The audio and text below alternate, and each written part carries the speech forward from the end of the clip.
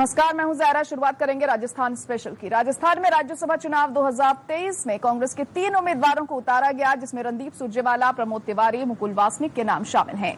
आपको बता दें कि दिल्ली आलाकमान की तरफ से 3 नाम फाइनल हुए हैं। राज्यसभा यानी उच्च सदन विशिष्टता वाले व्यक्तियों को संसद में आवाज उठाने का मौका देने को बना, लेकिन 22 साल का इतिहास बताता है कि ये स्थानीय विशिष्ट जनों को सम्मान देने की बजाय बड़े नेताओं को राज्यों की अंजलि देने का जरिया बना है। कई बार ये भी कहा गया कि राज्यसभा में प्रदेश के मुद्दे कम ही उठते हैं। वर्तमान सदस्यों की बात करें तो मनमोहन सिंह, केसी और वेणुगोपाल अल्फाजों जैसे उदाहरण सामने आए हैं। राज्यसभा के चुनाव में कांग्रेस पार्टी ने राजस्थान से 3 उम्मीदवार राजस्थान से बाहर के तय किए। प्रत्याशी तय करना पार्टी का अधिकार है, लेकिन राजस्थान के किसी भी कांग्रेस नेता और कार्यकर्ता को प्रत्याशी नहीं बनाने से राजस्थान के लोगों में गहरी निराशा है। कार्यकर्ता नाउम्मीद हुए हैं। मैं कांग्रेस पार्टी से गुजारिश करता हूं कि वो पुनर्विचार करें और राजस्थान के किसी भी कांग्रेस नेता या कार्यकर्ता को राज्यसभा में राजस्थान से जाने का अवसर प्रदान करें। ऐसा नहीं करने पर जो चुनाव सामने है अगले वर्ष राजस्थान की विधानसभा के, उसमें भी कांग्रेस पार्टी की संभावनाओं को भारी आघात पहुंचेगा। अतः जन भावनाओं को और कार्यकर्ताओं की भावनाओं को ध्यान में रखते हुए राजस्थान के कार्यकर्ताओं को भी उचित प्रतिनिधित्व दिया जाना चाहिए। वहीं राजस्थान से कांग्रेस द्वारा राज्यसभा के लिए उम्मीदवार बनाए जाने पर मुकुल वासनिक, प्रमोद तिवारी और रणदीप सिंह सुरजेवाला को बधाई और शुभकामनाएं दी। पार्टी द्वारा राजस्थान से 3 वरिष्ठ नेताओं को राज्यसभा के लिए चुना गया है।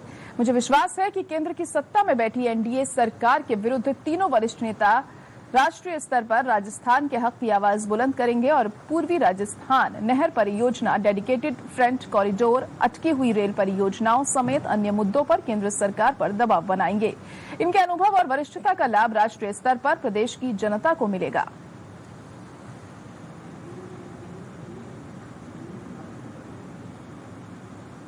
वहीं राजस्थान के एसएमएस स्टेडियम में मुख्यमंत्री अशोक गहलोत ने अंतर्राष्ट्रीय स्तर के खिलाड़ियों को सम्मानित किया, साथ ही कई योजनाओं का लोकार्पण भी किया।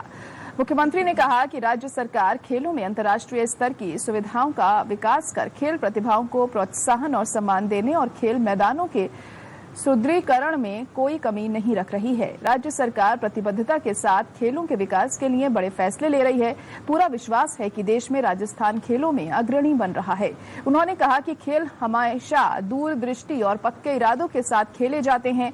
उसी तरह राज्य सरकार भी खेलों के प्रोत्साहन में दूरदृष्टि के साथ फैसले ले रही है। उन्होंने खिलाड़ियों को विश्वास दिलाया कि पदक विजेताओं के लिए प्रोत्साहन राशि में लगातार बढ़ोतरी होती रहेगी। साथ ही उन्होंने राजस्थान के खिलाड़ियों के लिए राजीव गांधी खेल रत्न अवार्ड दिए जाने की घोषणा की।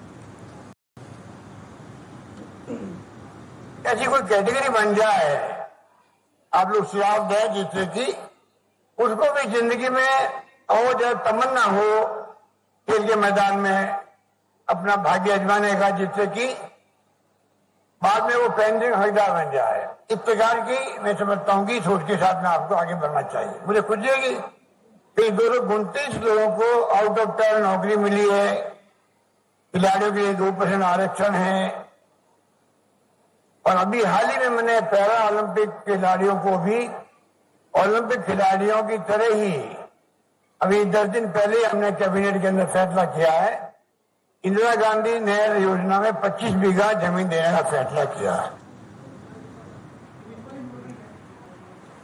राजस्थान के जयपुर में राज्यपाल कलराज मिश्र ने रविवार को प्रदेश की प्रथम महिला सत्यवती मिश्र और परिजनों के साथ देलवाड़ा जैन मंदिरों के शिल्प वैभव का अवलोकन किया।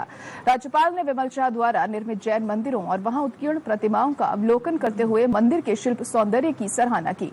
उन्होंने कहा कि सपरिवार यहां आकर आत्मिक आनंद की अनुभूति हुई है।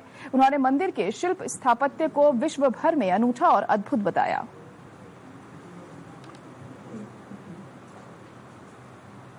जालौर के सांचौर की सरवाना पुलिस ने ठगी के मामले में एक महिला को हिरासत में लिया है।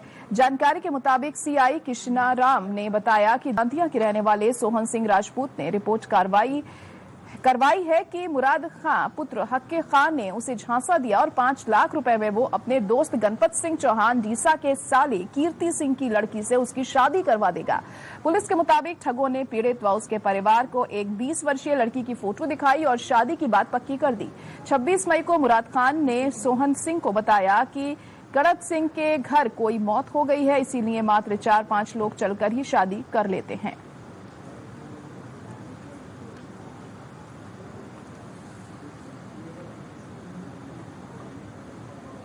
राजस्थान के बीकानेर में ऊर्जा मंत्री भंवर सिंह भाटी ने रविवार को कोलायत विधानसभा क्षेत्र में सड़क कार्यों का निरीक्षण किया और काम को समय पर पूरा करने के निर्देश दिए। ऊर्जा मंत्री ने मुख्यमंत्री बजट घोषणा के तहत विभिन्न निर्माणाधीन कार्यों का निरीक्षण किया। भाटी ने कहा कि गुणवत्ता के साथ किसी भी स्तर पर कोई समझौता न हो।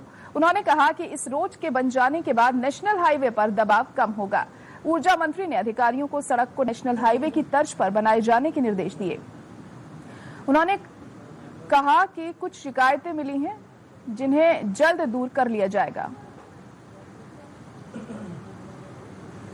एक ब्रेक के लिए रुकेंगे, यहां पर जल्द लौटते हैं।